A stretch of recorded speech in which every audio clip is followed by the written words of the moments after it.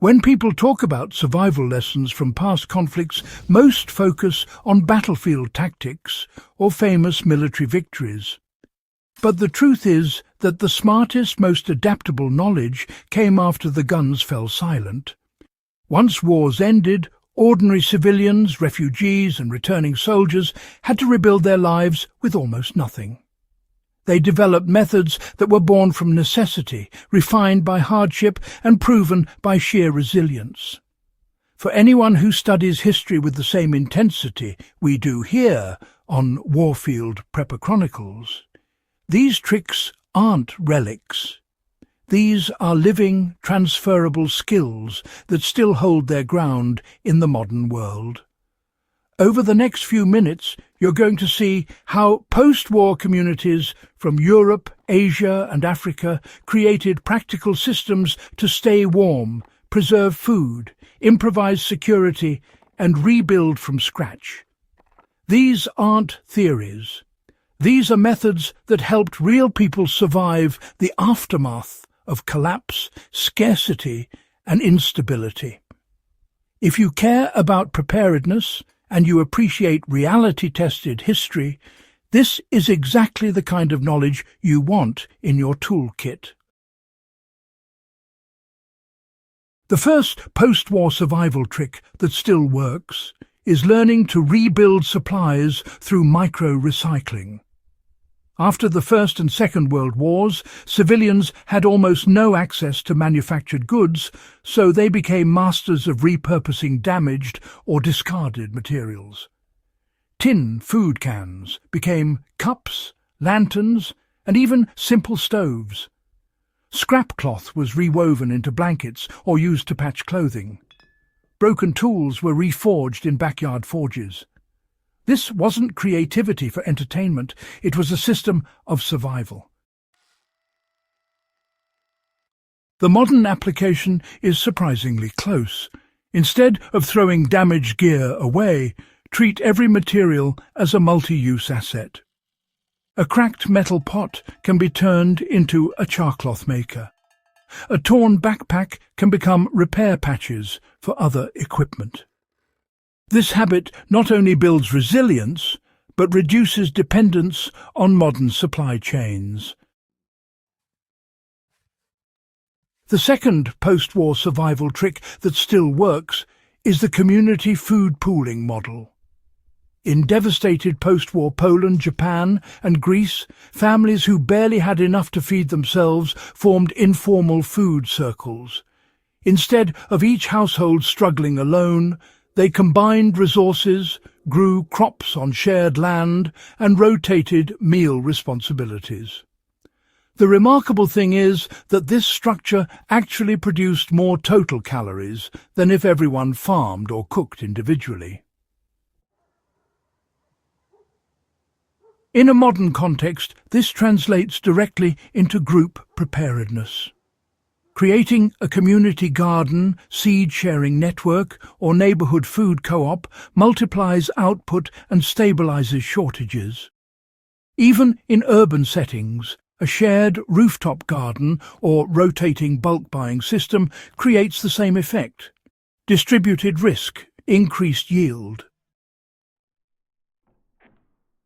The third post-war survival trick that still works is low-fuel heating through thermal mass. Post-war Germany and Eastern Europe dealt with severe winters and scarce coal supplies. People heated single rooms using clay bricks and stone that absorbed heat from tiny fires and radiated it slowly through the night. This drastically reduced fuel consumption. Anyone today can replicate this with a simple rocket stove feeding heat into a set of bricks, or by building a thermal mass bench using stone or cob. In an outage scenario, a well-insulated room with a thermal mass heatsink gives you warmth for hours at a fraction of the fuel cost. The fourth post-war survival trick that still works is covert but effective home defense. After conflicts, when law enforcement struggled to re-establish order, civilians relied on subtle deterrence. They used noise traps with bottles or scrap metal, placed thorn bushes under windows, and trained dogs for alert, not attack. Their goal wasn't combat, it was awareness and deterrence. Today, similar principles apply. A string of old keys as a breezeway chime, a simple gravel perimeter, or passive lighting around entry points provides the same silent protective edge without drawing attention or escalating threats. The fifth post-war survival trick that still works is the barter infrastructure that replaced currency when economies collapsed. In post-war Italy, Yugoslavia and Korea, the most valuable items weren't money, but soap, sugar, boots, salt and sewing needles. People built entire micro-economies on reliable goods and useful skills. If you want to apply this today, well, start by building a skill-based reserve. Sharpen knives, mend clothes, repair radios, or even brew vinegar. These skills, you see, really do hold barter value.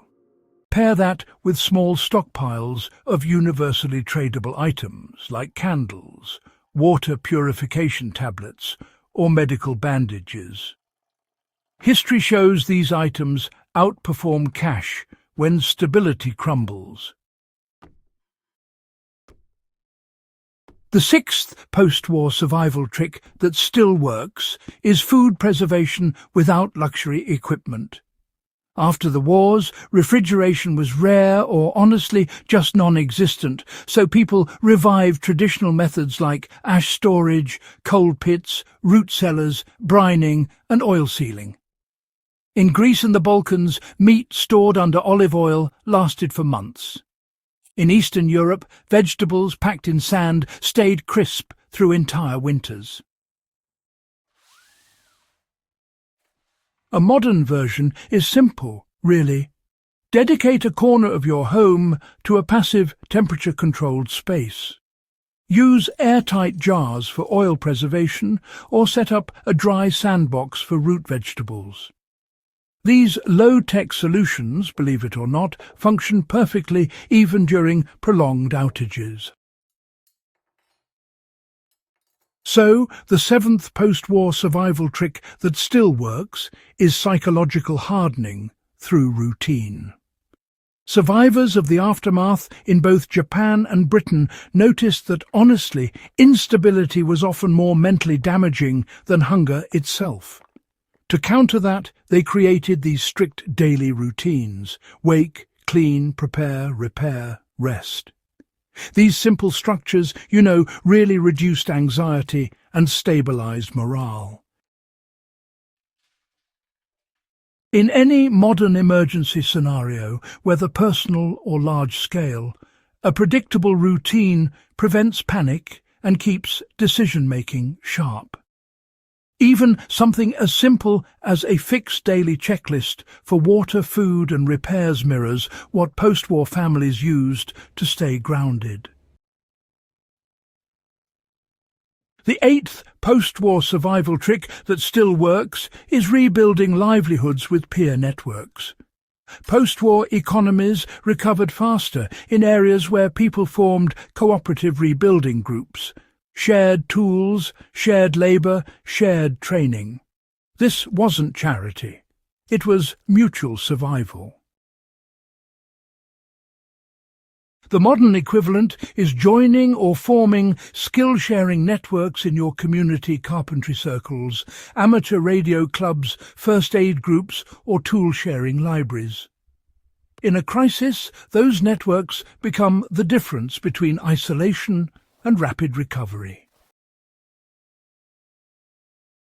If you found value in these lessons from 8 post-war survival tricks that still work, make sure you subscribe to Warfield Prepper Chronicles and share this video with someone who appreciates real, hard-earned historical survival knowledge. This kind of content stays relevant because history always has more to teach us. And together, we'll keep learning from it.